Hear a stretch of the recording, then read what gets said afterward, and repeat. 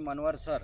बघा सर, तुम्ही खरं म्हणजे स्वतःसाठी जगा आणि आपला आनंद मस्त कधी जीवन आनंदात घालवा.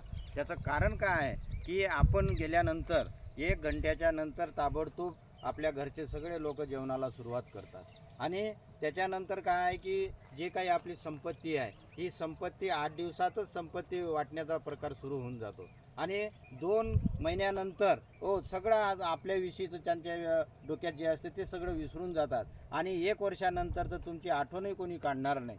म्हणून आयुष्यात जे काही पै आपण जमा केलं ते स्वतःसाठी खर्च करा.